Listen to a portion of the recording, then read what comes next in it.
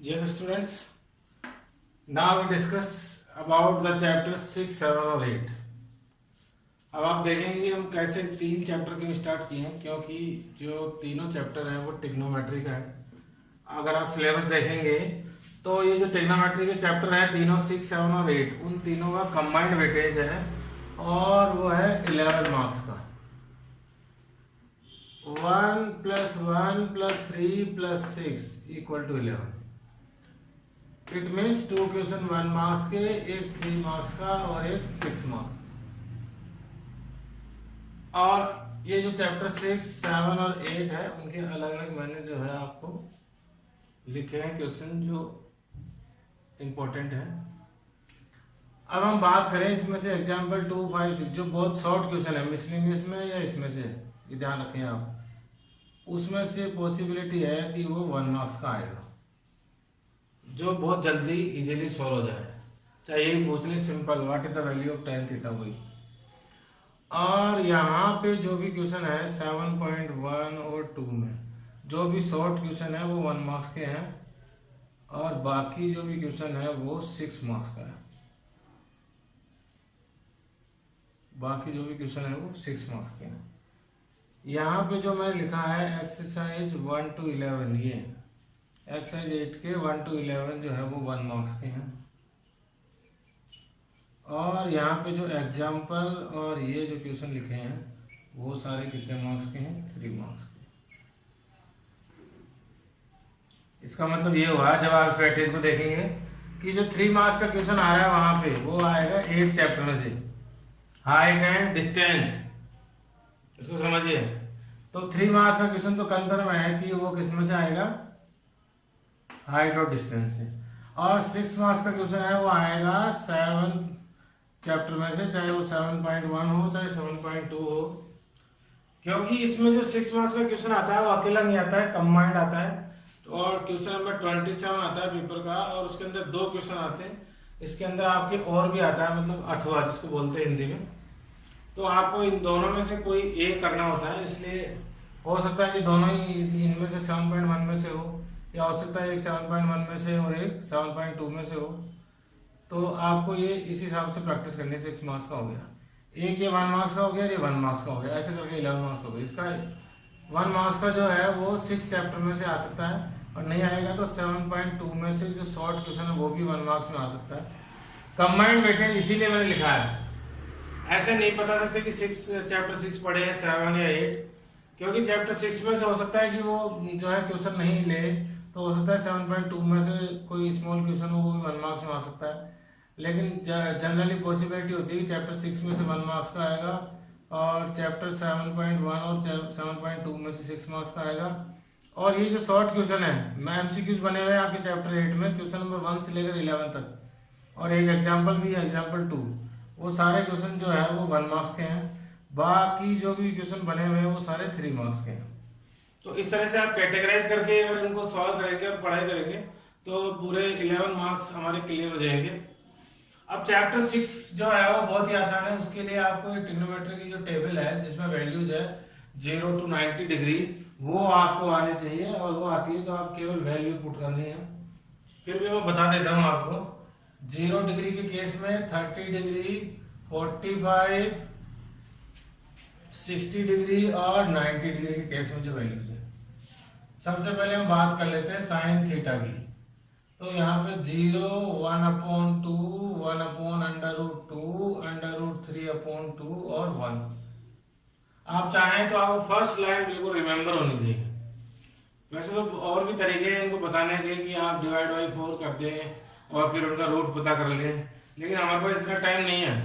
First line आपको याद होगी तो बाकी सारी लाइंस आपको याद नहीं करनी है. फर्स्ट लाइन है 0, 1/2, 1/√2, √3/2 और 1. अब आप क्या करें, इसको साइन थीटा की जो वैल्यू है उसको उधर से लिख दीजिए 90 डिग्री से. पहले 90 डिग्री का, फिर 60 का, फिर 45 का, 30 का, 0 का. तो किसकी वैल्यू बन जाएगी? cos. सबसे पहले इधर 1, फिर आ जाएगा √3/2, फिर उसके बाद आगे ये सेम वैल्यू 1/√2, फिर 1/2 और फिर आ गया है 0. उसके बाद हम पता करेंगे वैल्यू tan थीटा की। और हमें आपको पता है tan थीटा इक्वल टू होता है, आइडेंटिटी आपको याद होगी, sin theta upon cos theta. It means अगर sin 0 अपॉन cos 0 लिखें तो किसकी वैल्यू बन जाएगी, tan 0 की। और sin 30 अपॉन cos 30 करें तो किसकी वैल्यू बन जाएगी, tan 30 की। इट मींस जो ये वैल्यूज है sin और cos की 0, 30, 45, 60 और 90, अगर मैं इनको डिवाइड कर दूं तो जो भी वैल्यू आएगी वो किसकी बन जाएगी, tan थीटा की। 0 डिवाइड बाय 1 तो आ गया 0, 1 अपॉन 2 डिवाइड बाय √3 अपॉन 2 तो ये बन गया है 1 अपॉन √3। उसके बाद 1 अपॉन √2 डिवाइड होगा तो क्या बन जाएगा, 1। यहाँ पे जब हम डिवाइड करेंगे तो ये बन जाएगा √3, और इसको 0 डिवाइड करेंगे तो क्या आएगा, नॉट डिवाइड, मतलब इनफिनिट। ऐसे करके हम साइन, कॉस और tan की वैल्यू आराम से पता कर सकते हैं। बाकी टेबल आपको नहीं बनानी है, ये टेबल आप बना लें रफ शीट में, क्योंकि ये आपको चाहिए 6 चैप्टर में भी चाहिए। अगर कोई क्वेश्चन आए वैल्यू रखने का, हो सकता है 7 चैप्टर जब 6 मार्क्स का क्वेश्चन आए उसमें भी हो सकता है कोई वैल्यू का क्वेश्चन आए। और ये चैप्टर ये वैल्यूज आपको 8 चैप्टर के लिए भी चाहिए, और ये सेम वैल्यूज आपको 15 चैप्टर के लिए भी चाहिए।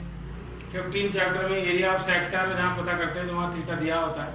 तो ये स्मॉल टेबल आप एक बार बना ही ले पीछे, कोई अपने कॉन्फिडेंस में नहीं रहे, क्योंकि एक भी वैल्यू अगर आपने गलत लिखी तो हो सकता है कि आपका पूरा क्वेश्चन, और हो सकता है 2-3 क्वेश्चन ही गलत हो जाए। जनरली वैसे देखा जाए तो ज्यादातर वैल्यूज 10, 30 और 60 की आती है या 45 की आती है। इनके केसेस में बहुत कम जो है यूज, 8 चैप्टर में जाए तो 30 और 60 यूज हो रहा है। इन 6 चैप्टर में जरूर ये सारे वैल्यूज काम आ रही है। उसके बाद जो बचे हैं cot थीटा, sec थीटा और cosec थीटा, ये आपको पता ही है कि ये सारे इन सब के रेसिप्रोकल होते हैं। cot is the reciprocal of tan theta, sec is the reciprocal of cos theta and cosec is the reciprocal of sin theta। It means आपको अगर तीनों वैल्यू पता है तो बाकी वैल्यूज, जैसे सपोज करो हमें वैल्यू पता करनी है cosec 30 की, तो आपको मालूम है cosec किसका रेसिप्रोकल है, sin का। तो cosec sin 30 की वैल्यू है 1/2, तो इसका रेसिप्रोकल क्या हो गया, 2। तो ऐसे हम रेसिप्रोकल की हेल्प से बाकी बचे हुए जो 3 रेशियोज हैं उनकी वैल्यू हम इनके रेसिप्रोकल से पता कर सकते हैं। इसलिए आपको पूरी टेबल नहीं बनानी, और इसी टेबल की हेल्प से कोई सा भी क्वेश्चन जो है आप सॉल्व कर सकते हैं। जो यहाँ पे दिया हुआ उनकी प्रैक्टिस कर ले तो ऑलमोस्ट सारे क्वेश्चन क्लियर हो जाते हैं। जैसे कि एग्जाम्पल 2 है, एग्जाम्पल 2 में दिया हुआ है find the value of sin 60 cos 30। एक मैं सॉल्व कर देता हूं आपके लिए, sin 60 cos 30 एग्जाम्पल 2 है, प्लस उसके बाद है sin 30 और cos 60 प्लस sin 30 और cos 60। बस अब आपको वैल्यूज पुट करनी है। sin 60 की वैल्यू होती है √3/2, बस वैल्यू पुट कर दीजिए। कोई साइन नहीं है, साइन 60 और cos 30 के बीच में तो वैल्यू मल्टीप्लाई हो जाएंगे, मल्टीप्लाई बाय cos 30 की वैल्यू होती है √3/2। 30 और 60 के केस में सेम वैल्यू होती है सबकी, और 45 के केस में। हाँ जी, sin 30 की वैल्यू है 1/2 मल्टीप्लाई बाय cos 60 की वैल्यू है 1/2। खाली और खाली बहुत इजी है। आपको अगर ये टेबल है, लर्न है, जिसमें वैल्यूज आपको पता है तो खाली वैल्यू पुट करनी है, और उसके बाद तो मैथ्स के ऑपरेशंस है, प्लस माइनस मल्टीप्लाई डिवाइड भी करनी है। Value multiply √3 multiply by 3 becomes 3, और ये बन गया 4, प्लस 1/2 मल्टीप्लाई बाय 1/2 बिकम्स 1/4। अब आप देखिए एलसीएम सेम आएगा तो आ गया 4/4 इक्वल टू होता है 1। बहुत ही इजी मैथ तरीके से आराम से इनके आंसर आ जाते हैं। ऐसे ही मैंने एक और एग्जांपल लिखा है, वो 5 लिखा है, जिसमें tan 3x दे रखा है और आपको x की वैल्यू पता करनी है। तो 3x के इक्वल सोल्व करने के बाद आ जाएगा, और उसके बाद x की वैल्यू हम जो है पता कर सकते हैं। ऐसे करके हम आराम से मिसलेनियस एक्सरसाइज का एक और क्वेश्चन जो है वो है, जो आपको इम्पोर्टेंट है, वो 6, 9 और 11। क्वेश्चन नंबर 6 जो है वो बहुत इजी है। क्वेश्चन नंबर 9 भी आपको वैल्यू रखनी है, वो भी बहुत इजी है। और एक है क्वेश्चन नंबर 11। क्वेश्चन नंबर 11 में जो है वो दे रखा है find the value of x। आपको मैं एक सॉल्व कर देता हूँ कि find the value of x वाले क्वेश्चन कैसे सॉल्व करते हैं। ताकि आपको बाकी क्वेश्चन में जो है सॉल्व करने में थोड़ी मदद रहेगी।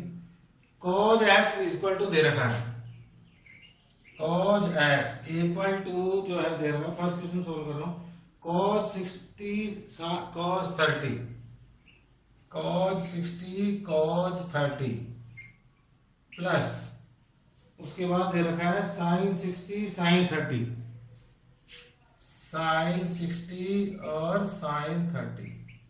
आप केवल इस वैल्यू को सॉल्व कर दीजिए, यहाँ पे भी equal to left hand part को सॉल्व कर देते हैं, cos x।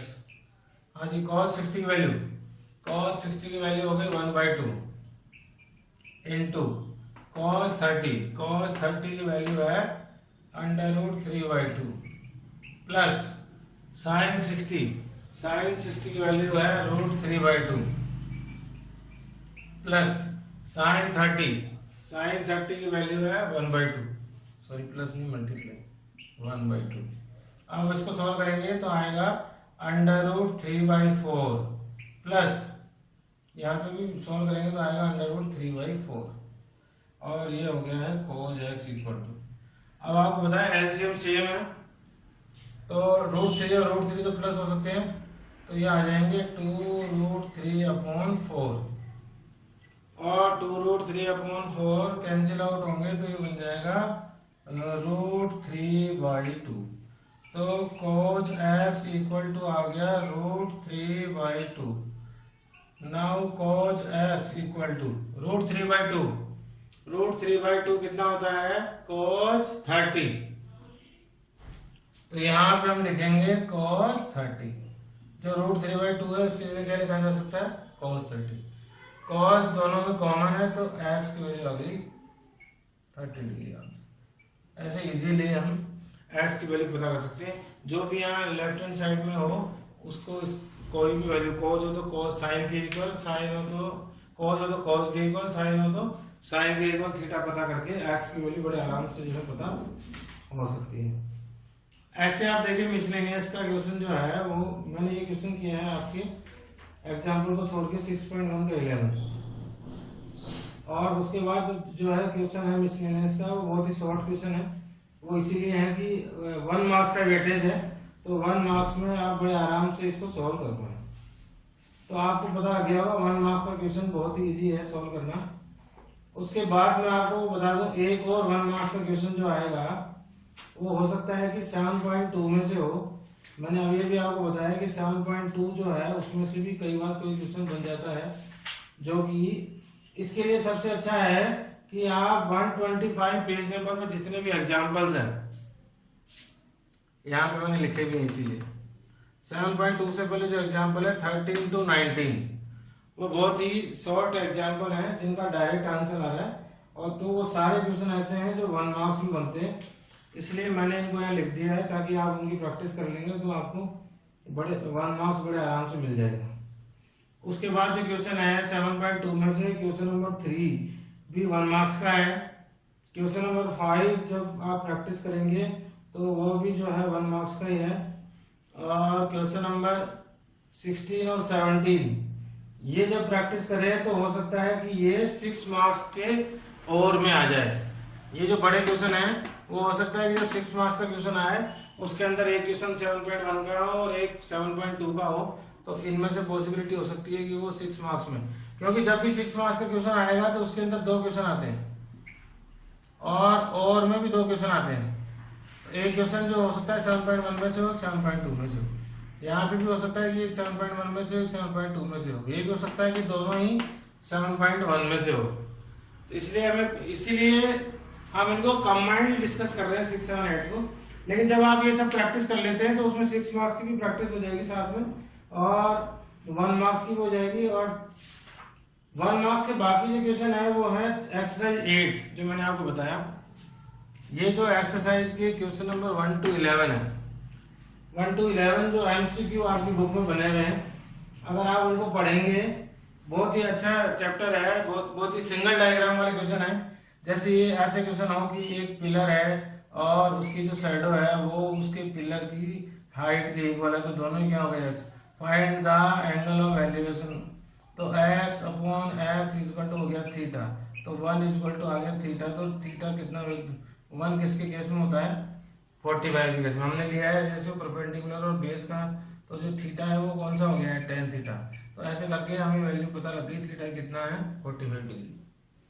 ऐसे ही कोई जो है पिलर है और वो उससे एक पॉइंट जो है वो 10 मीटर की डिस्टेंस में है, तो हमें बताना है what is the height of the pillar, और उसका थीटा दिया हुआ है सपोज करो 60 डिग्री। तो ऐसे बहुत इजी से क्वेश्चन है जो 1 मार्क्स में पूछे जा सकते हैं। तो इस तरह से आप चैप्टर 6 की अच्छी तरह से प्रैक्टिस कर लें, और जो 7.2 में जो एग्जाम्पल है 13 to 19 उनकी प्रैक्टिस कर लें, और यहाँ पे जो लिखा है 1 मार्क्स के क्वेश्चन में एक्सरसाइज 8 के क्वेश्चन नंबर 1 से 11 तक प्रैक्टिस कर लें, और एक एग्जाम्पल 2। तो ये 1 मार्क्स के क्वेश्चन यहाँ पे कंप्लीट हो जाते हैं। उसके बाद पूरे 1 मार्क्स में आपको कुछ भी नहीं पढ़ना है, आप बड़े आराम से 1 मार्क्स जो है स्कोर कर सकते हैं। अब हम डिस्कस करेंगे चैप्टर 7 जो कि उसमें से 6 मार्क्स की क्वेश्चन पूछी जाती है। तो अब मैं आपको एक्सप्लेन करूंगा चैप्टर 7। चैप्टर 7 जो है उसका वेटेज जो है वो है 6 मार्क्स का। तो बहुत ही इंपॉर्टेंट है कि जब भी हम चैप्टर 6 की प्रैक्टिस करें तो बड़े सावधानी से करें। लेकिन चैप्टर 6 से पहले आपको ये क्वेश्चन सोल्व करने हैं बाय यूजिंग द आइडेंटिटीज। तो आपको कोई कुछ रिलेशन और आइडेंटिटीज मालूम होनी चाहिए, वैसे तो आपको मालूम होगा, क्योंकि हम रिकॉल कर लेते हैं। साइन थीटा इक्वल टू होता है 1 कोसेक थीटा। तो कोसेक थीटा क्या होता है, आपको पता है एक दूसरे के रेसिप्रोकल होते हैं, तो होगा 1 साइन थीटा। ऐसे कोस थीटा जो है वो होता है 1 सेक थीटा। तो सेक थीटा जो है वो क्या होगा, वो होगा 1 कोस थीटा। ऐसे ही tan थीटा जो है वो होता है 1 कोट थीटा, या फिर हम वो लिख सकते हैं और दूसरी फॉर्म में हमें पता है tan थीटा जो होगा वो होता है sin theta upon cos theta. ऐसे ही cot थीटा जो हुआ वो रेसिप्रोकल हो गया tan थीटा का, तो 1 tan थीटा, और हम इसको लिख सकते हैं according to the reciprocal cos theta upon sin theta. ये सिंगल आइडेंटिटी है। उसके अलावा कंबाइंड आइडेंटिटी जो है वो 3 है, sine square theta plus cos square theta equal to 1। अब ये आपको इसी तरह से नहीं, इसकी तीनों फॉर्म में मालूम होना चाहिए। अगर साइन स्क्वायर थीटा की वैल्यू चाहिए तो आएगी 1 माइनस कोज स्क्वायर थीटा। इसी को सॉल्व करके वैल्यू बताइए। साइन स्क्वायर थीटा दिए तो 1 माइनस कोज स्क्वायर थीटा, और cos square theta equal to होगा 1 माइनस साइन स्क्वायर थीटा। ऐसे दूसरी आइडेंटिटी है 1 प्लस tan स्क्वायर थीटा, और वो इक्वल टू होता है सेक स्क्वायर थीटा, जिसको हम लिख सकते हैं sec square theta minus tan square theta equal to आएगा 1, और sec square theta minus 1 equal to होगा tan square theta. Main identities ये है, उनसे ये इनको इस फॉर्म में भी लिख सकते हैं। उसके बाद थर्ड है 1 plus cot square theta equal to होता है कोसेक स्क्वायर थीटा, और उसको हम लिख सकते हैं, इसको ऐसे भी लिख सकते हैं cosec square theta minus cot square theta equal to 1, या फिर cosec square theta minus 1 equal to होगा कोट स्क्वायर थीटा। अगर ये आपको ये आइडेंटिटी सब रिमेम्बर है और सब आपको आता है तो बड़े आराम से जो 2 क्वेश्चंस आएंगे 6 मार्क्स के, वो हम बड़े आराम से सॉल्व कर पाएंगे और पूरे 6 मार्क्स स्कोर करेंगे। पूरे चैप्टर में ये सब आपको मालूम होगी, तभी एक्सरसाइज 7 आप सॉल्व कर पाएंगे। तो अगर आपको ये पता नहीं है तो पहले इनको रिकॉल कर लें, और इनको रिकॉल करने के बाद ही चैप्टर 7 की प्रैक्टिस स्टार्ट करें। अब आपको मैं बहुत ही इजी मेथड बताता हूँ जिसके थ्रू आप चैप्टर 7 के जितने भी क्वेश्चंस है वो बड़े आराम से कर पाएंगे। सबसे अच्छा तरीका है कि जो भी दिया हुआ हो साइन और कोस के अलावा, ध्यान से सुने मेरी बात, जो भी साइन और कोस के अलावा जो भी दिया हुआ है उन सब को चेंज कर लें इन टर्म्स ऑफ साइन और कोस। वैसे तो बहुत सारे मेथड में अप्लाई कर सकते हैं, लेकिन सबसे इजी मेथड है। बहुत सारे स्टूडेंट कंफ्यूज हो जाते हैं कि इसको आप किस में चेंज करें, तो उसके लिए बता रहा हूँ सबसे अच्छा मेथड है कि सबको चेंज कर ले इन टर्म्स ऑफ साइन और कॉज। उसके बाद सारे जो है वो सॉल्व हो जाती है। कुछ क्वेश्चन ऐसे हैं जिनमें हम राइट हैंड पार्ट को सोल्व करेंगे तो वो किसके इक्वल आ जाएगा, लेफ्ट हैंड पार्ट को। और बहुत कम क्वेश्चन ऐसे हैं जिनमें हमें दोनों पार्ट को सोल्व करना पड़ेगा और इक्वल टू प्रूव करना पड़ेगा। ज्यादातर क्वेश्चन जो एग्जाम में आता है वो ऐसा ही आता है, बहुत इजी आता है क्वेश्चन कि उसमें आप राइट हैंड पार्ट को सोल्व करो और वो इक्वल हो जाएगा किसके, लेफ्ट हैंड पार्ट के। अभी हम कुछ क्वेश्चन सोल्व करेंगे जिसके थ्रू आपको समझ आएगा। मैं ये आइडेंटिटी मिटा देता हूं ताकि आप खुद रिकॉल करें और आपको याद आए जब भी हम लिखें किसकी प्लेस पे की क्या आएगा। मैंने जो क्वेश्चन लिखे हैं उसके अकॉर्डिंग आप देखिए, यहाँ पे लिखे हैं एग्जाम्पल 4, 9, 10 और 12। अभी हम सोल्व करते हैं एग्जाम्पल 4। एग्जाम्पल 4 है 1 plus cos theta upon 1 minus cos theta equal to में है cosec theta plus cos theta और रूट में है। रूट वालों का सिस्टम आपको पता ही है, रूट वाले नंबर को रूट वाले नंबर से ही हम क्या कर देंगे, मल्टीप्लाई कर देंगे। तो बहुत इजी क्वेश्चन है और वो दो क्वेश्चन आते हैं, आपको मैंने बताया पहले भी। जो भी क्वेश्चन नंबर 27 आएगा आपके पेपर का, उसमें फर्स्ट और सेकंड दो क्वेश्चन आएंगे और दोनों आपको सोल्व करना है। और कितने 3 मार्क्स मिलके 6 मार्क्स मिलेंगे। उसके बाद इसमें और भी आता है, वहां पे भी 1 और 2 क्वेश्चन आएंगे और उनको आप सोल्व करेंगे तो 3 क्वेश्चन आएंगे। अब आपको मैं एक चीज याद आ गई, मुझे यही से मैं बताता हूँ। एक बार बड़ा जोरदार वाकया हुआ था कि एक स्टूडेंट को लगा कि 2 करने हैं, तो एक तो यहाँ से कर दिया है और एक यहाँ से कर दिया है। ये अलाउ नहीं है भाई। ऐसा नहीं कि 2 क्वेश्चन कर दिए सर और मैं आया था तो एक यहाँ से कर दिया, यहाँ से कर दिया, ऐसा नहीं। या तो दोनों ही आपको ये करने हैं या फिर दोनों ये करने हैं। तो आप पेपर जब भी आए, ये क्वेश्चन है इसमें और आएगा तो चूज कर लें कि मुझे ये दोनों बहुत आराम से इजीली हो जाएंगे, तो इन दोनों को करना है या फिर इन दोनों को करना है। उसके बाद ही दोनों को सॉल्व करें। ऐसा नहीं एक क्वेश्चन यहाँ से कर दिया, यहाँ से कर दिया, 2 क्वेश्चन सॉल्व हो गए। अगर ये पार्ट दिया 1 और 2 तो दोनों कंबाइंड आपको ये और ये दोनों सॉल्व करने हैं। अगर और सॉल्व कर रहे हैं उस क्वेश्चन का तो आपको फिर ये दोनों सॉल्व करने हैं। ऐसा नहीं करना है, मैं बता रहा हूँ। ऐसा होता है कई बार, हम कॉपी भी चेक करते हैं या कई बार स्टूडेंट भी जो है हम जब टेस्ट लिखते हैं तो होता है ऐसा, एक तो इसमें से कर देते हैं, इसमें से कर देते हैं। तो आपको केवल एक ही चेक होगा, या तो ये या ये, मतलब आपको कितने नंबर मिलेंगे, 3। तो कम से कम ऐसी गलती ना करें दो कि आपके जो है 6 मार्क्स का क्वेश्चन गलत हो जाए और आपको आधे नंबर मिले। क्योंकि हम जो है पढ़ रहे हैं, आपको पता है इतनी मेहनत जो कर रहे हैं वो किसके लिए कर रहे हैं कि हमारे अच्छे मार्क्स आए, और ये अच्छे ही नहीं, आउट ऑफ 100 हमारे मार्क्स आए, इसलिए हम ये सब पढ़ रहे हैं। उसके बाद मैंने लिखा है क्वेश्चन एग्जाम्पल 9। एग्जाम्पल 9 जो है वो बड़े आराम से आप कर पाएंगे वो भी।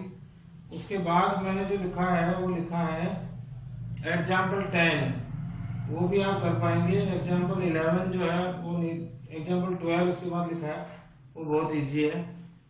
एक्सरसाइज 7.1 का मैंने क्वेश्चन नंबर लिखा है 8। tan alpha plus tan beta upon cot alpha plus cot beta equal to होगा tan alpha plus tan beta.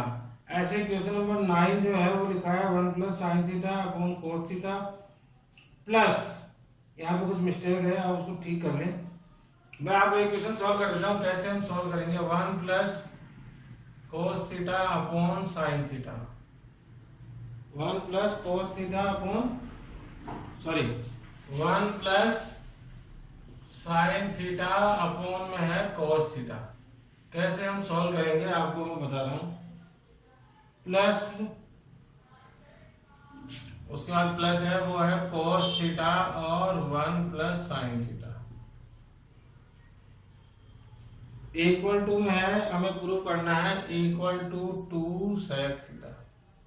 सबसे पहले हम सॉल्व करना शुरू करेंगे। आपको मैं बताया लेफ्ट हैंड साइड, ये लेफ्ट पार्ट है इक्वल टू उधर और वो राइट पार्ट है, तो लेफ्ट हैंड पार्ट को सॉल्व करो और वो किसके इक्वल आना चाहिए, राइट हैंड पार्ट के इक्वल आ जाना चाहिए।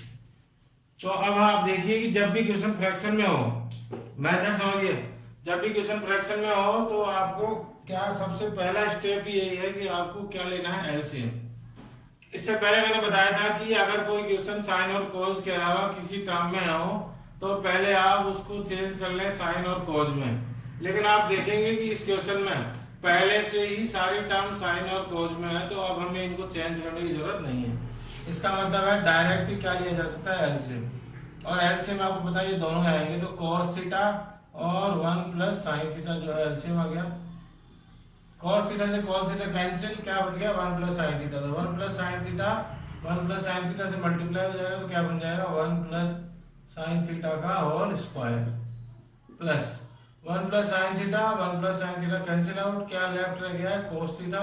cos theta is multiply by cos theta, तो it becomes cos square theta. अब आप यहाँ पे देखिए ये a plus B whole square का आइडेंटिटी है, तो यहाँ से हम इसको ओपन कर देंगे। a square plus B square plus 2ab, तो यह आएगा 2 साइन थीटा प्लस आ गया है cos स्क्वायर थीटा। ये जो है इसकी उसको ओपन करके लिखा हमने। a स्क्वायर मतलब 1 का स्क्वायर, b स्क्वायर मतलब साइन स्क्वायर और 2ab हो जाएगा 2 साइन थीटा और प्लस के साथ हो गया cos स्क्वायर थीटा। यहाँ पे नीचे जो आया है वो आया है cos थीटा और 1 प्लस साइन थीटा, उसको एज इट इज रख देते हैं। अब आप रिमेंबर करिए कुछ आइडेंटिटीज किसी में चेंज हुआ है ये, yes. Sign square theta plus cos square theta क्या होता है 1, तो इन दोनों के प्लेस में 1 लिख सकते हैं, तो यहाँ आ गया 1 plus 1 plus 2 sign theta upon में सेम है cos theta 1 plus sine theta. आपको बता सकता है ये कैसे हो गया, ये 1 का 1 है, साइन स्क्वायर थीटा और cos स्क्वायर का थीटा क्या लिख सकता है 1 और 2 साइन थीटा। यहाँ पे आप लिख दीजिए, यहाँ पे आराम से कैसा क्यों लिखा गया है, क्योंकि sine square theta plus cos square theta equal to होता है 1। नाउ राइट आंसर 1 प्लस 1 तो 2 plus 2 sign theta upon cos theta और 1 प्लस साइन थीटा। इसको और सोल्व करेंगे तो 2 इन दोनों में कॉमन है, तो यहाँ पे क्या बचा 1 plus sine theta upon cos theta और 1 प्लस साइन थीटा डिनोमिनेटर में है। आपको देखो 1 plus sine theta 1 plus sine theta cancel out हो गया, तो क्या बच गया 2 अपॉन cos थीटा और cos थीटा का रेसिप्रोकल होता है sec थीटा, तो जब हम इसको इसके फॉर्म में लिखेंगे तो बन जाएगा 2 sec थीटा और वो इक्वल टू आ गया है RHS। और उसके बाद लिख दीजिए कैसे, hence proved. Don't write HP। जैसे हमने लेफ्ट हैंड साइड को सॉल्व किया, सॉल्व करके आ गया है 2 sec थीटा और वही हमें चाहिए था राइट हैंड साइड में, तो वो जो भी सॉल्व करने पे आया वो इक्वल टू है RHS, तो ये हो गया हेंस प्रूफ। ऐसे बड़े इजी तरीके से हम बड़े आराम से किसी भी आइडेंटिटी को यूज करके इन क्वेश्चंस को सॉल्व कर सकते हैं। तो अभी आपने देखा कि जो पहले से साइन और कोज के फॉर्म में थे उनको मैंने साइन बिना चेंज किए केवल एलसीएम लेके और सॉल्व कर दिए। उसके बाद मैंने लिया है क्वेश्चन नंबर 12। क्वेश्चन नंबर 12 है cos 4 theta plus sin 4 theta equal to prove करना है 1 माइनस 2 cos स्क्वायर थीटा और sin स्क्वायर थीटा। ये बड़े इजीली आप सॉल्व कर पाएंगे। क्वेश्चन नंबर 16 sin 6 का है और cos 6 का है, तो वहां पे ये भी आपसे सॉल्व हो जाएगा। क्वेश्चन नंबर उसके बाद है 16 और उसके बाद है 20 है tan theta 1 minus cot theta plus cot theta 1 minus tan theta equal to 1 plus sec theta cosec theta. इसकी भी आप प्रैक्टिस कर लें क्योंकि बहुत ही इंपॉर्टेंट क्वेश्चन है ये भी। क्वेश्चन नंबर 21 है sin a plus cosec a का स्क्वायर। तो इस क्वेश्चन को मैं सॉल्व कर रहा हूं क्योंकि 21 जो क्वेश्चन है 7.1 का, क्योंकि ये ऐसा क्वेश्चन है जिसमें सारी आइडेंटिटी यूज हो रही है, तो आपको जो है रिकॉल भी हो जाएगी। sin a plus cosec a का होल स्क्वायर बहुत इजी है ये, sin a plus cosec a का होल स्क्वायर प्लस आप अभी देखेंगे सारी आइडेंटिटीज में यूज होगी cos a plus sec a का whole square, cos a plus sec a का होल स्क्वायर प्लस में इक्वल टू हमें प्रूव करना है, इक्वल टू मुझे प्रूव करना है 7 plus tan square a plus cot square है, tan स्क्वायर a और cot स्क्वायर a। अभी आप देखेंगे कि सारे आइडेंटिटी इसमें कैसे यूज हो रही है। Plus cot square A. Yes, अब देखिए sine A plus cosec A whole square है, तो आप होल स्क्वायर ओपन करिए, वो आएगा sine square A plus cosec square A plus 2 sine A cosec by the identity A plus B square. आगे यहाँ पे भी a प्लस बी का होल स्क्वायर है, तो ये हो गया है cos square a plus sec square a plus 2 cause a sec a। समझ आ गई आपको? हमने होल स्क्वायर सोल्व किया। अब आप देखिए यहाँ पे साइन स्क्वायर a और कोज स्क्वायर a कितना हो गया है 1, यहाँ पे लिख सकते हैं 1 प्लस कोसेक स्क्वायर ए को क्या लिखा जा सकता है? रिमेंबर करिए आइडेंटिटी कोसेक स्क्वायर की आइडेंटिटी कौन सी है, तो कोसेक स्क्वायर को लिख सकते हैं 1 plus cot square A plus 2 multiply by sine A, और कोसेक को लिख सकते हैं 1 अपॉन साइन ए। देख रहे हैं आप सारे आइडेंटिटी, कोसेक की आइडेंटिटी यूज हो गई 1 प्लस कोट स्क्वायर ए, साइन ए की जगह साइन है और कोसेक इसका रेसिप्रोकल है साइन का, तो 1 अपॉन साइन आ गया प्लस इसको मैं सॉल्व कर सकता हूँ पहले इसके साथ 1 लिख के, सेक स्क्वायर को क्या लिख सकता हूँ 1 प्लस टेन स्क्वायर है, तो सेक स्क्वायर की आइडेंटिटी आ गई। देखो यहाँ पे तीनों आइडेंटिटी आ गई, कोसेक स्क्वायर होता है 1 प्लस कोट स्क्वायर है, सेक स्क्वायर होता है 1 प्लस टेन स्क्वायर है, और साइन स्क्वायर है कोट स्क्वायर इक्वल टू होता है 1, वो सब इसने सॉल्व कर लिया, प्लस 2 कोज ए का कोज ए और सेक ए का रेसिप्रोकल ऑफ कोज ए। अब आप देखिए यहाँ पे मल्टीप्लाई में है तो साइन ए से साइन ए कैंसिल, कोज ए से कोज ए भी कैंसिल, तो क्या लेफ्ट रहा है 1 प्लस एक और यहाँ पे 1 है 1 plus cot square A plus यहाँ पे क्या लेफ्ट रहा है 2 plus 1 plus ten square A plus 2, यहां से 1 की जगह 1 की जगह 1 कोट स्क्वायर, यहाँ पे दोनों सॉल्व हो गए तो यहाँ क्या बच गया 2 का 2, यहाँ पे बचा 1 प्लस टेन स्क्वायर, तो 1 प्लस टेन स्क्वायर, ये दोनों भी कैंसिल हो गए, बच गया 2।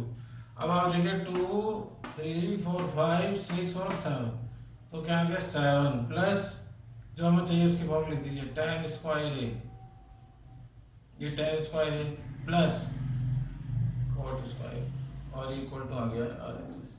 देखने में आपको लग रहा है बहुत बड़ा क्वेश्चन है, लेकिन देखिए बड़े आराम से प्रूव हो गया, और सारी कम से कम जो है साइन को कोसेक जो है साइन का रेसिप्रोकल है, सेक कोस का रेसिप्रोकल है, और तीनों स्क्वायर वाली आइडेंटिटीज भी इसमें यूज हुई है, जिसकी हेल्प से हमने इसको सॉल्व कर दिया है। तो ऐसे आप बड़े आराम से जो है कोई सा भी क्वेश्चन कर पाएंगे। बाकी क्वेश्चन जितने भी हैं आप उनकी सेल्फ प्रैक्टिस करें, मैंने यहाँ पे इम्पोर्टेंट क्वेश्चंस लिख दिए हैं, अगर फिर भी आपको कोई प्रॉब्लम है तो आप मुझसे पूछें। 7.2 तो बहुत इजी है, 7.2 में से मैंने बोला था आपको एग्जाम्पल जितने भी हैं जो यहाँ लिखे हुए हैं, एग्जाम्पल जो है 13 to 19, उन सब का वेटेज जो है केवल 1 मार्क्स का ही है। जो लास्ट में लिखे हुए हैं वो जरूर आपके 3 मार्क्स में आ सकते हैं, मतलब क्योंकि 3 + 3 6 मार्क्स का वेटेज है, इसलिए बोल रहा हूँ कि वो जरूर जो है वो 3 मार्क्स में बन सकता है कि एक क्वेश्चन 7.1 में से हो और एक क्वेश्चन 7.2 में से हो। यहाँ पे जो मैंने लिखे हैं 16 और 17, मैं एक बार दोनों सॉल्व कर देता हूँ। 16 और 17, इफ sec 5 थीटा, तो कोई सा क्वेश्चन आया इस तरह का तो आप कैसे कर पाएंगे sec 5 थीटा, क्योंकि ऐसा क्वेश्चन जो है वो 13 भी है 15 भी है, तो आप किसी एक की प्रैक्टिस कर लेंगे तो बाकी अपने आप हो जाएगा। इक्वल टू हमें लिखना है कोसेक थीटा -36, कोसेक थीटा -36 लिखा हुआ है, और हमें बतानी है find the value of theta, theta की वैल्यू बतानी है। अब देखिए sec 5 थीटा, यहाँ पे ये जो 7.2 है वो पूरा चैप्टर जो है वो डिपेंड है ऑन दी कॉम्प्लीमेंट्री एंगल्स के अकॉर्डिंग। तो कॉम्प्लीमेंट्री एंगल्स तो आपको पता ही होंगे, कॉम्प्लीमेंट्री एंगल्स आपको पता है, नहीं है तो मैं आपको वापस एक्सप्लेन कर देता हूँ। साइन 90 माइनस थीटा वो किसके इक्वल होता है, कॉस थीटा के, और कॉस 90 माइनस थीटा जो है वो किसमें चेंज हो सकता है, साइन थीटा में। ऐसे ही tan 90 माइनस थीटा जो है वो किसके इक्वल होता है, कॉट थीटा के, और कोट 90 माइनस थीटा जो है वो किसके इक्वल होता है, tan थीटा के। ऐसे ही sec 90 माइनस थीटा जो है वो किसके इक्वल होता है, cosec थीटा के, और cosec 90 माइनस थीटा जो है वो किसके इक्वल होता है, sec थीटा के। तो ये आपस में एक दूसरे के रेसिप्रोकल है। साइन की वैल्यू जो भी 90 माइनस थीटा होगी उसको क्या लिखा जा सकता है, cos theta. cos 90 minus theta जो है वो किसके इक्वल बन जाएगा, sin थीटा के। मतलब साइन और cos एक दूसरे के कॉम्प्लीमेंट्री है, tan और cot एक दूसरे के कॉम्प्लीमेंट्री है, sec और cosec एक दूसरे के कॉम्प्लीमेंट्री है।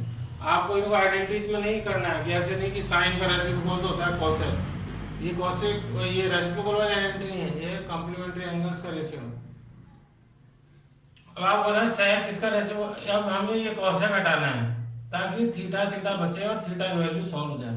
तो आपको पता है sec थीटा को लिख सकते हैं हम क्या, अगर मैं लिखूंगा तो क्या लिख सकता हूं, cosec 90 माइनस थीटा, ये जो है ना cosec 90 माइनस थीटा, तो cosec 90 माइनस थीटा, थीटा क्या है 5 थीटा, तो क्या बन जाएगा वो sec थीटा, मतलब sec 5 थीटा।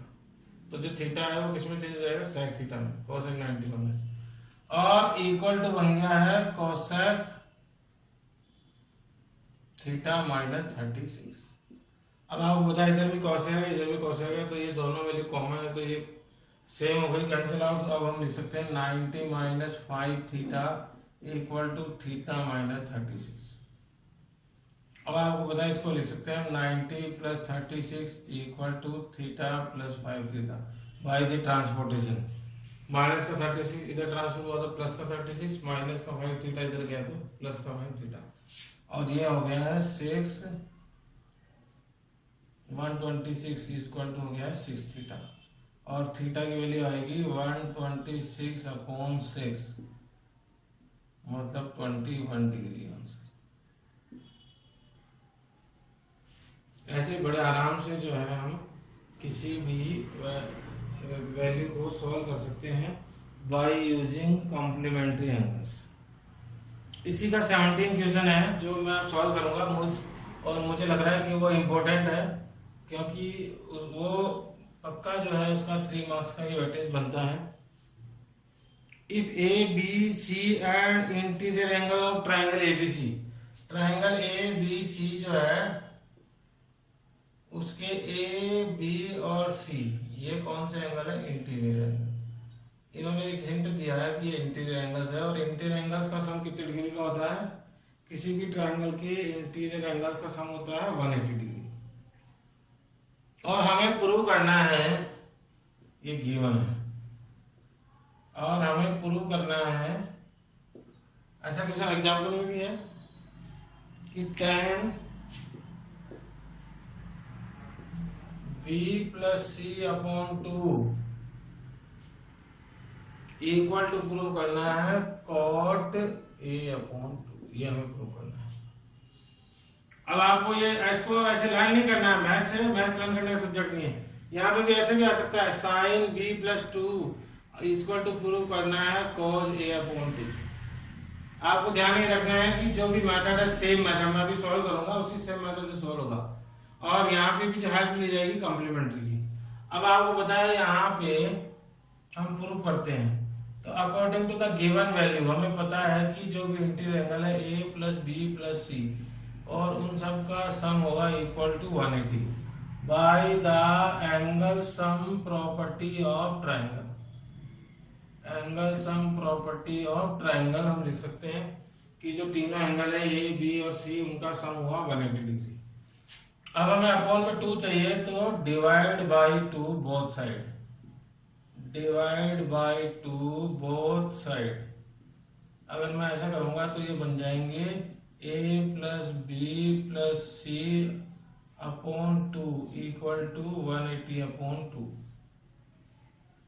अब मुझे b प्लस सी अपॉन 2 इधर रखना है, तो ये बन गया b प्लस सी अपॉन 2 और इक्वल टू बन गया 90 माइनस ए अपॉन 2।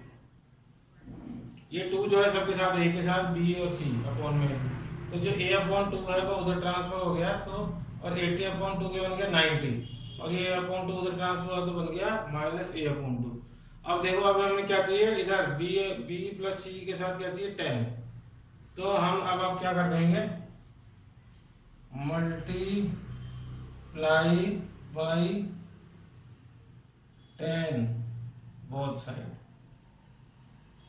दोनों तरफ हम मल्टीप्लाई कर देंगे, क्योंकि इक्वल टू की इक्वेशन में अगर डिवाइड होगा तो भी बोथ साइड होगा और मल्टीप्लाई होगा तो भी बोथ साइड होगा। तो ये बन गया है 10 b plus C upon 2 equal to 10 90 minus A upon. और अब आपको पता है 10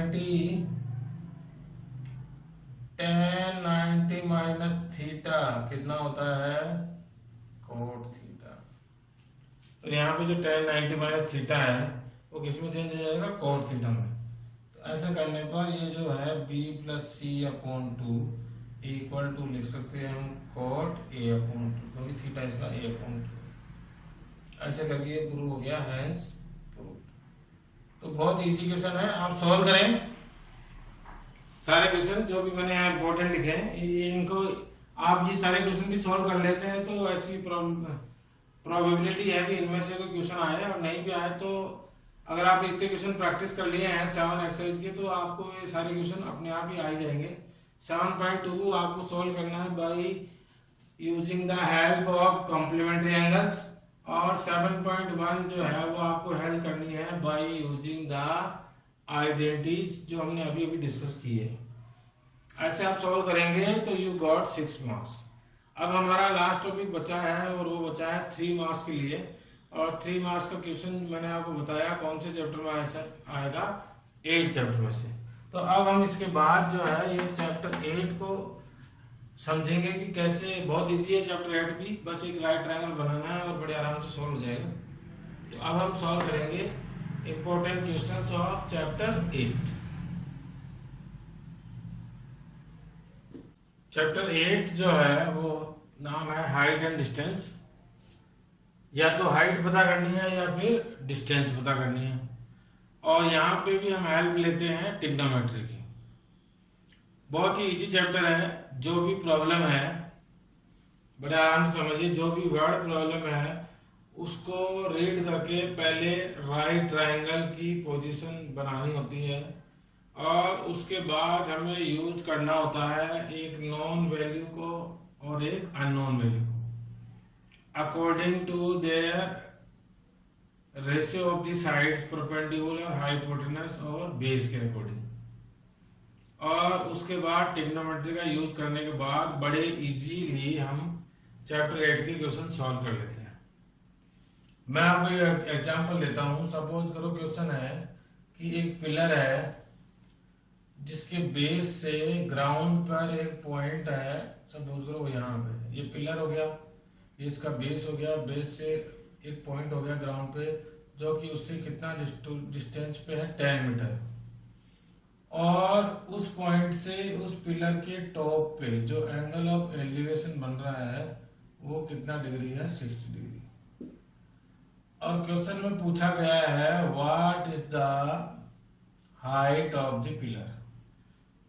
तो इस क्वेश्चन में जो मेरा डायग्राम मैंने बनाया है उसके अकॉर्डिंग जो पिलर की हाइट है वो है AB। जैसा कि मैंने बताया ट्रिग्नोमेट्री हेल्प लेनी है।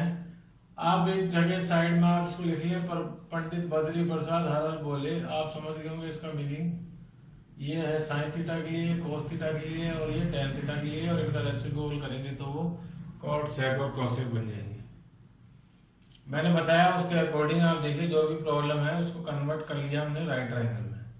उसके बाद मैंने बोला था नॉन और अननोन ले लो। नॉन और अननोन का मतलब है यहाँ पे एक तो वो वैल्यू या वो साइड जो हमें दी हुई है, जैसे यहाँ पे दिया हुआ BC, अकॉर्डिंग टू डायग्राम ही हो गया बेस, और पूछा है मुझसे height of the pillar AB, लेकिन अकॉर्डिंग टू द डायग्राम ये हो गया परपेंडिकुलर। तो हमें इन दोनों का रेशियो जो है लेके सॉल्व करना है। तो ये ध्यान रखना है आपको, एक उसमें नॉन जो दिया हुआ है वो वैल्यू होनी चाहिए और एक जो पूछा गया है वो वैल्यू होनी चाहिए। तो अकॉर्डिंग टू डायग्राम अगर मैं सॉल्व करूं इसको तो A B upon B C. अब आपको ध्यान रखना है कि आपने रेशियो किस किस का लिया है। मैंने लिया है परपेंडिकुलर और बेस का। तो परपेंडिकुलर और बेस, परपेंडिकुलर और बेस किसका रेशियो होता है, tan का। जो थीटा जो आएगा वो tan थीटा आएगा, तो tan 60 लिखते हैं। ए बी को मैंने अज्यूम किया एच, बी सी दिया हुआ है tan और tan 60 की वैल्यू होती है √3। इसीलिए मैंने बोला था कि जब भी वो टेबल हमने 6 एक्सरसाइज के लिए तैयार की थी, आपको 0, 30, 45, 60, 90 की वैल्यू आपको 6 चैप्टर में भी नीड होगी, 7 में भी कहीं ना कहीं होगी, और 7.2 में कुछ जगह जो एग्जैक्ट वैल्यू भी लिखी जाती है। 8 चैप्टर में भी इसकी जरूरत होगी और एक 15 चैप्टर में भी। इसलिए रफ शीट पे अगर आप 3 लाइन जो साइन, कॉस और tan वाली बना लें तो वो आपके लिए अच्छी रहेगी, तीनों चैप्टर में आपको हेल्प करेगी और बनानी एक ही बार पड़ेगी। तो now h is equal to हो गया tan √3 मीटर। बहुत इजी से आंसर आता है। ये क्वेश्चन था सिंगल ट्राइंगल का और ये बहुत ही छोटा क्वेश्चन था, तो ऐसा क्वेश्चन जो है 1 मार्क्स में आ सकता है। ऐसा ही क्वेश्चन ये भी हो सकता है। आप देखेंगे तो मैंने यहाँ जो लिखे हैं ये जो एक्सरसाइज 8 के 1 to 11 MCQs और एक एग्जांपल 2, ये सारे क्वेश्चन ऐसे हैं जो सिंगल ट्राइंगल के हैं और बहुत इजीली सोल्व होने वाले हैं और डायरेक्टली सोल्व हो जाते हैं। इसलिए ऐसे क्वेश्चन की पूरी पॉसिबिलिटी केवल 1 मार्क्स में ही है। ऐसे क्वेश्चन भी है कि एक कोई पिलर है जिसकी हाइट और शैडो जो है इक्वल है। सपोज करो ये हाइट भी x है और शैडो भी x है। हमें बताना है उसका थीटा बताना है। तो कैसे बताएंगे, आपने ले लिया x परपेंडिकुलर और बेस x और इक्वल टू हो गया ये थीटा। अब आपको होता है x अपॉन x हो गया 1, सॉरी ये हो गया tan थीटा, क्योंकि हमने लिया है रेशियो किसका, परपेंडिकुलर और बेस का, और 1 इक्वल टू आ गया tan थीटा। और 1 किसकी वैल्यू होती है tan थीटा के केस में, 1 होती है tan 45 की। तो tan 45 इक्वल टू हो गया tan थीटा। tan से tan कैंसिल आउट, तो थीटा की वैल्यू हो गई है 45 डिग्री। तो ऐसे जरूरी है हमें बेस, हाइट या डिस्टेंस ही पता करनी हो, हम थीटा भी पता कर सकते हैं अगर ये दोनों हमें गिवन हो। तो इसकी हेल्प से हम 1 मार्क्स का क्वेश्चन बड़े आराम से सॉल्व कर सकते हैं। अब हम बात करते हैं 3 मार्क्स का क्वेश्चन जो है, उसमें जनरली हो सकता है कि कोई कंडीशन जो है वो 2 ट्राइंगल्स, राइट ट्राइंगल्स बनने की हो, या फिर उसमें 2 कंडीशन हो। क्वेश्चन इस तरह का होगा क्योंकि वो 3 मार्क्स का है, बहुत इजी होता है। अब मैं आपको बताता हूँ कुछ लोगों को जो प्रॉब्लम आती है। अभी आप बोलेंगे सर आप ऐसे क्या करें, ये चैप्टर जो है मैथ्स के अकॉर्डिंग तो बहुत इजी है, लेकिन जिन लोगों की मैथ्स के साथ तो प्रॉब्लम नहीं है, लेकिन इंग्लिश अगर जिसकी अच्छी नहीं है, बोलेंगे सर मैथ्स में इंग्लिश का क्या रोल है। इंग्लिश जिसकी अच्छी नहीं है तो वो वर्ड प्रॉब्लम को अच्छी तरह से समझ नहीं पाएगा, और वर्ड प्रॉब्लम को समझ नहीं पाएगा तो वो उसके अकॉर्डिंग क्या नहीं बना पाएगा, उसको करेक्ट डायग्राम, और करेक्ट डायग्राम नहीं बनेगा तो सॉल्व करने में बड़ी प्रॉब्लम होगी। मैंने क्या कहा, पढ़ने के बाद अगर आपने राइट ट्रायंगल बना लिया, चाहे वो सिंगल ट्रायंगल है चाहे डबल ट्रायंगल का है, उसके बाद ट्रिग्नोमेट्री की हेल्प से नॉन और अननोन वैल्यू को रख के 1 सेकंड में आंसर आ जाता है। तो उसका भी सॉल्यूशन है। आपको अगर कोई प्रॉब्लम हो तो क्वेश्चन को आप पढ़ लें और उसके बाद समझ में आ जाए तो उसके बाद उसको पूरा नहीं पढ़ें। पूरा पढ़ने के बजाय उसको जितना आप एक एक लाइन के बाद फुल स्टॉप तक पढ़ें और उतना ही पढ़ने के बाद डायग्राम बनाना शुरू कर दें तो भी कंप्लीट डायग्राम बन जाता है।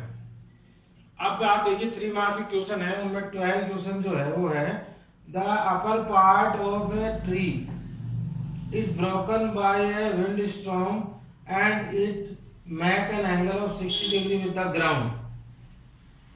मैं इस क्वेश्चन को सॉल्व कर रहा हूं। क्वेश्चन नंबर 12 है आपके एक्सरसाइज का कि एक ट्री है, सपोज करो ये ट्री है, ये यहां से टूट गया है अपर पार्ट, कोई भी कहीं से भी पार्ट टूट गया है, और उन्होंने बोला कि ये जो पार्ट टूटा हुआ है वो ग्राउंड को टच कर गया है इधर से, ये टूटा हुआ पार्ट ये है, और वो ग्राउंड को जो टच कर गया है वो उसके साथ एंगल बना रहा है कितने डिग्री का, 60 डिग्री का। अब आप देखिए यहाँ पे हमारा जो ट्राइंगल कंप्लीट हुआ है वो यहाँ पे हुआ है ABCD, इसका नाम दे दो D। हमें बताना है कितना डिग्री बना है, 60 degree. The distance from the bottom, distance from the bottom of the tree tree के बॉटम से डिस्टेंस कहां तक की, the point where the top touches the ground is 10 metre. जहां से ये टॉप टूट के गिरा है वो पॉइंट इस बॉटम से कितना दूर है, 10 मीटर। ये क्वेश्चन में दिया हुआ है। हमें बताना है original height of the tree. अब आपको पता है ट्री की ओरिजिनल हाइट कौन सी है, बीडी। इसका मतलब बीडी बताने के लिए मुझे क्या बताना पड़ेगा, ए बी और एडी। और जो एडी है वो किसके इक्वल है, एसी के। अब मैं क्यों बोल रहा हूँ इक्वल है, क्योंकि ये एडी पार्ट है वही टूट के नीचे गिरा है। ऐसे मान लीजिए ये यहाँ से टूट गया और ये यहाँ पे आया था। तो अगर मैं ए बी तो अकॉर्डिंग टू, लेकिन राइट एंगल यहाँ बन रहा है, तो मैं ए बी और ए सी पता करके अगर प्लस कर दूं तो पूरे ट्री की हाइट आ जाएगी ए बी। अब यहाँ पे देखिए अगेन वही ये चीज मुझे बी सी दिया हुआ है, ए बी पता करूंगा और ए सी पता करूंगा। इसका मतलब मुझे 2 बार सॉल्व करना पड़ेगा, एक बार ए बी को बी सी के साथ लेकर और एक बार ए सी को बी सी के साथ लेकर। तो in triangle A B C, A B upon B C equal to हो गया है tan 60। बताइए क्यों, वाई इज tan 60?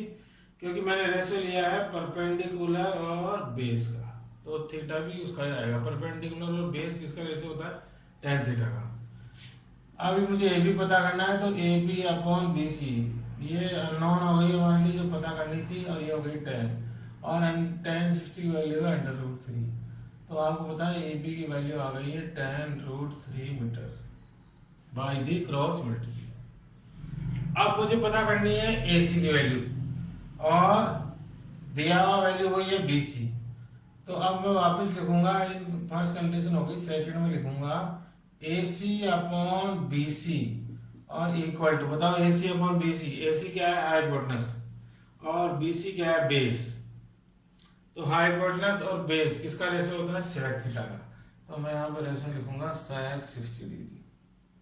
बस यही ध्यान रखना है, यही इसमें इंपॉर्टेंट है। ट्रिग्नोमेट्री कहाँ लग रही है, ट्रिग्नोमेट्री का यूज यहीं पे हो रहा है कि आप भी जिस भी साइड, 2 साइड जो ले रहे हो उनका रेशो जो ले रहे हो उसी के अकॉर्डिंग थीटा लिखा जाएगा। जैसे मैंने यहाँ परपेंडिकुलर और बेस लिया है तो tan थीटा, यहाँ लिया है मैंने हाइपोटेनस और बेस, तो वो किसका रेशो होता है, sec थीटा का। अब कुछ लोग बोलते हैं ऐसे क्यों लिखना है, आप इसको ऐसे भी लिख सकते हैं, कोई मना नहीं है, बी सी अपॉन ए सी। लेकिन उस केस में आपको लिखना पड़ेगा फिर cos 60, जिसका रेशो लेना है उसी का थीटा लेना है। अभी मैंने लिया बी सी अपॉन ए सी, मतलब बी सी मतलब बेस, ए सी मतलब हाइपोटेनस। तो बेस और हाइपोटेनस किसका रेशो होता है, cos का। तो इससे नहीं फर्क पड़ेगा कि आपने पहले नॉन वैल्यू को लिख दिया है या फिर अननोन वैल्यू। फर्क उसी का पड़ेगा कि अगर आपने लिखा कुछ और है, रेशो किसी का लिया है और थीटा कुछ और लिख दिया है। उसके अलावा इस चैप्टर में कुछ भी नहीं है, बड़े आराम से सोल्व हो जाता है। नाउ ए सी अपॉन बी सी है tan, और sec 60 की वैल्यू, कोई बताएगा sec 60 की वैल्यू जो है वो कितनी होती है। अगर sec 60 की वैल्यू कैसे पता लगेगी, अगर मुझे cos 60 की वैल्यू पता हो तो मैं sec 60 की वैल्यू लिख सकता हूँ। cos 60 की वैल्यू होती है 1/2, तो sec 60 की वैल्यू हो गई 2, क्योंकि sec is the reciprocal of cos। तो AC इक्वल टू आ गया है 20 metre.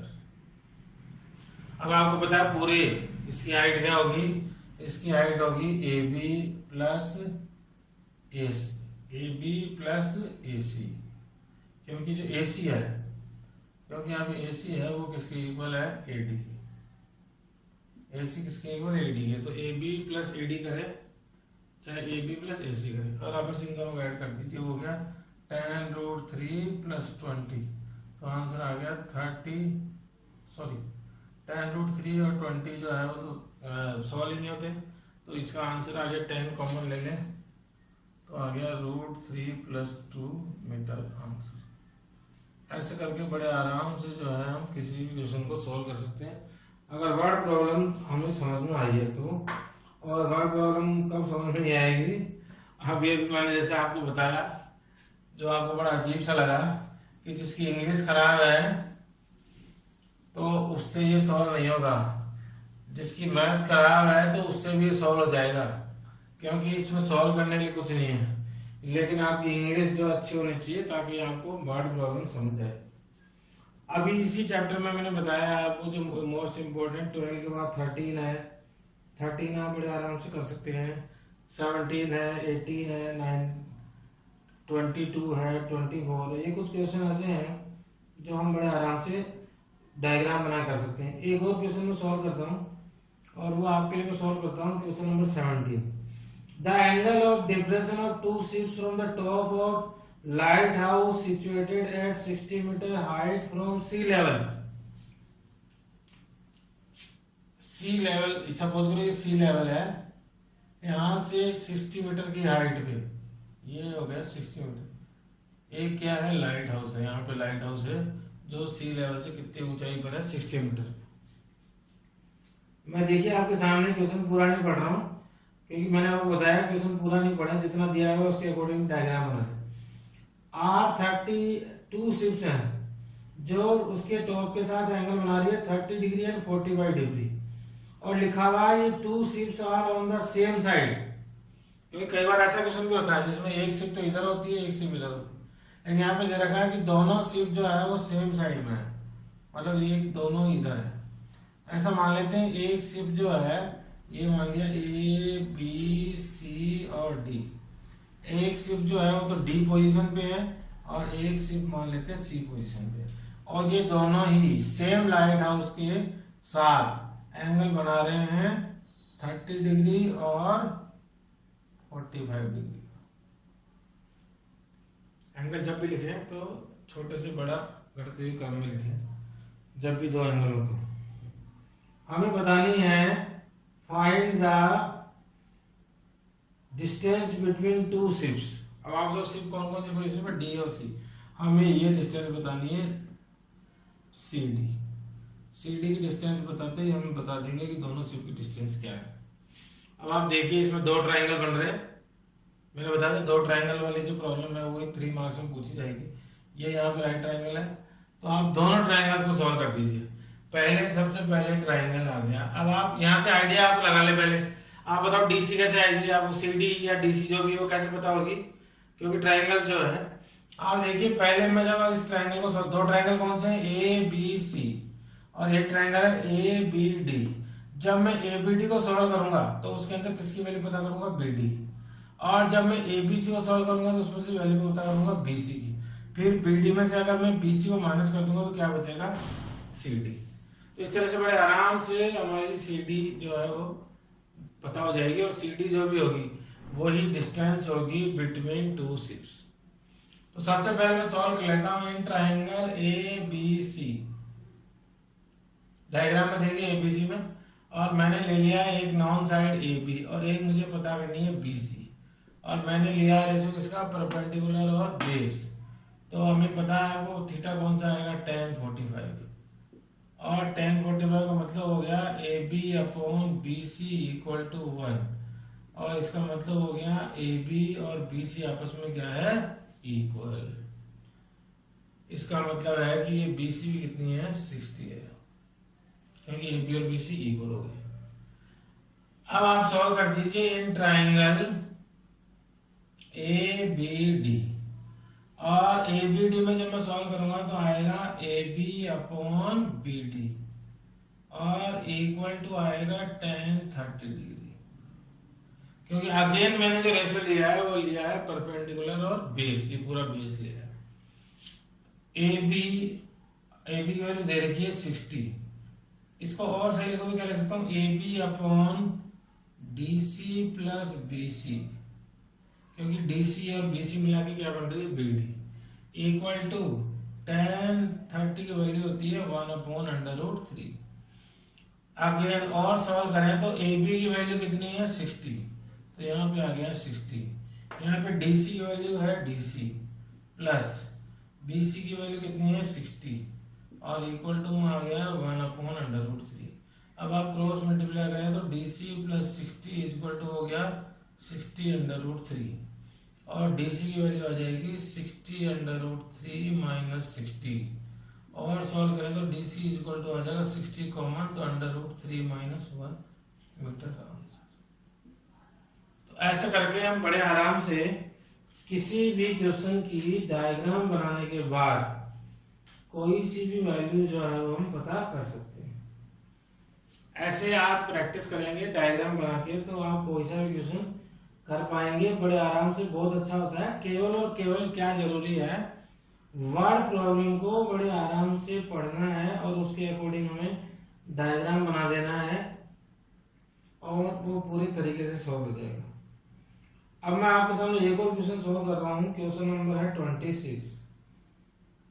The angle of elevation, question number 26 है the angle of elevation from the top of the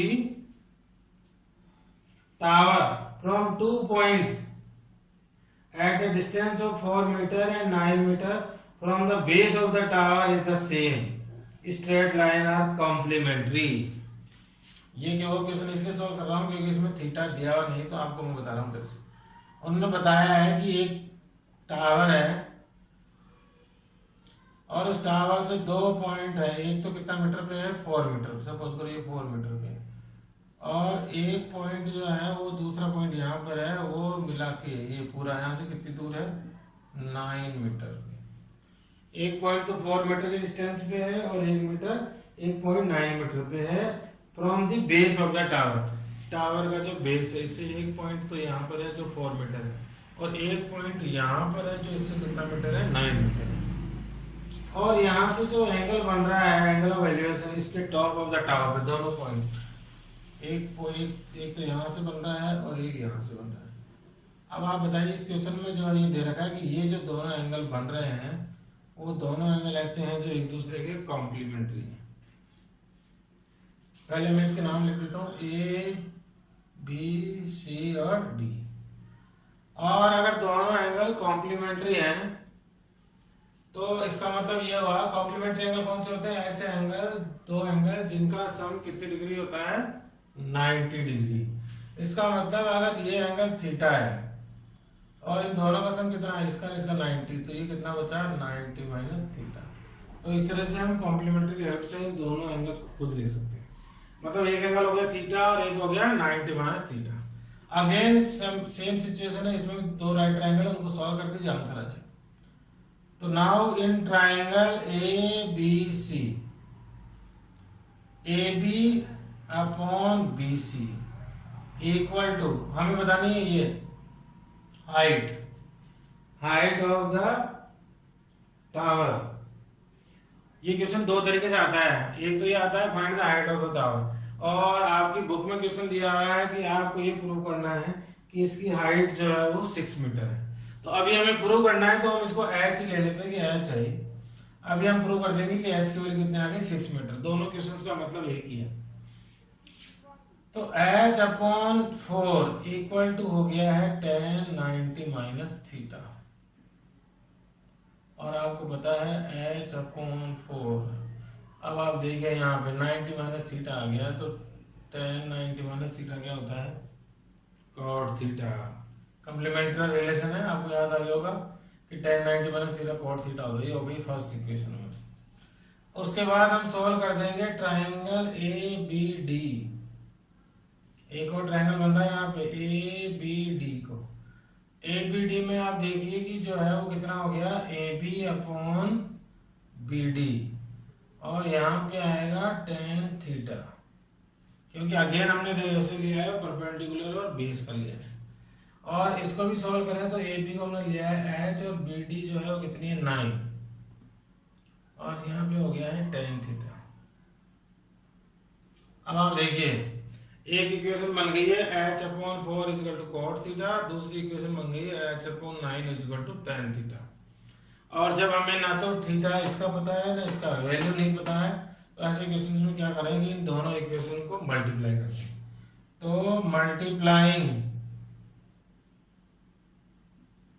equation 1 and 2, अगर मैं दोनों इक्वेशंस को मल्टीप्लाई करूंगा तो क्या आएगा h अपॉन 4 इंटू h अपॉन 9, लेफ्ट पार्ट मल्टीप्लाई हो गया, equal to cot theta into tan theta.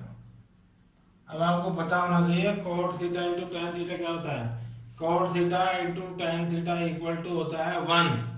cot theta into tan theta equal to होता है 1। इधर लेफ्ट हैंड पार्ट में हो गया h square upon 36 equal to आ गया 1, क्योंकि tan into h multiply by h square 4 9 जा 36 इक्वल टू में cot इंटू tan 1 होता है। तो क्रॉस मल्टीप्लाई से h स्क्वायर इक्वल टू आ गया 36 और h आ गया अंडर रूट 36, तो h इक्वल टू आ गया प्लस माइनस 6, तो h की वैल्यू हो गई पॉजिटिव 6 मीटर, क्योंकि किसी भी पिलर की हाइट माइनस तो हो नहीं सकती। तो आपको बताइए माइनस की वैल्यू हम इग्नोर कर देंगे, लेकिन लिखते समय तो लिखेंगे कि रूट की वैल्यू दोनों होती है प्लस और माइनस की। तो ये प्रूव हो गया कि इसकी हाइट कितनी है 6 मीटर।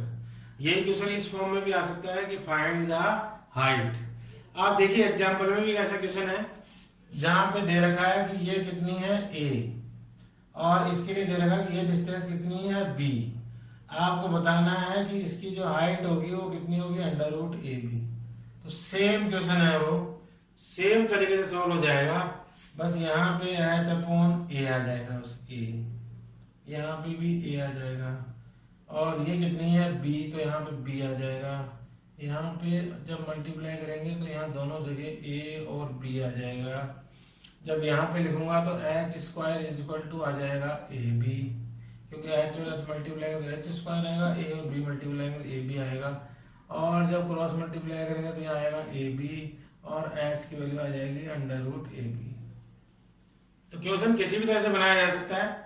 सेम क्वेश्चन था, यहाँ पर वैल्यूज दी हुई थी 4 मीटर और 9 मीटर, और वहां पे दे रखा था कि एक डिस्टेंस तो a है और दूसरी b है, तो हमें बताना है कि उसकी हाइट होगी अंडर रूट ए बी। तो आई थिंक कि आप अंडरस्टूड हो गए होंगे कि कैसे हम वर्ड प्रॉब्लम्स को, बस आप वर्ड प्रॉब्लम को पढ़ के ट्रायंगल को फॉर्म करना है, ट्रिग्नोमेट्री अप्लाई करना है और आराम से पूरे 3 मार्क्स मिलते हैं। बहुत ही इजी क्वेश्चन जो है वो पेपर में आता है, ज्यादा टिपिकल क्वेश्चन पेपर में नहीं आते। ये जितने भी क्वेश्चन है आप लिखे हुए प्रैक्टिस करेंगे। अब आप समझ गए होंगे कि हमने इनको कंबाइंड वेटेज जो है साथ में क्यों पढ़ा है, क्योंकि सिलेबस में भी इसका कंबाइंड वेटेज ही है 6, 7 और 8 चैप्टर का, और 1, 1, 3, 6 और 11 मार्क्स के क्वेश्चन है। अभी भी आप और हम मुझे पता है जब भी आप इन क्वेश्चंस को सॉल्व करेंगे जो लिखे हुए हैं, और जब आप उनको देखेंगे तो आपको खुद को अपने आप अंडरस्टूड हो जाएगा कि इनमें से ये क्वेश्चन तो एक 1 मार्क्स का ही है पक्का, और ये क्वेश्चन 3 मार्क्स का ही है, और बाकी आपको पता ही है इस चैप्टर में से भी आप ढूंढ पाएंगे कि कौन सा एग्जाम्पल या एक्सरसाइज में से जो क्वेश्चन हमने इंपोर्टेंट किया है वो कौन सा 1 मार्क्स का है और कौन सा 6 मार्क्स के वेटेज में हो सकता है। किस किस तरह का क्वेश्चन आएगा ये सारा हमने डिस्कस कर चुके हैं।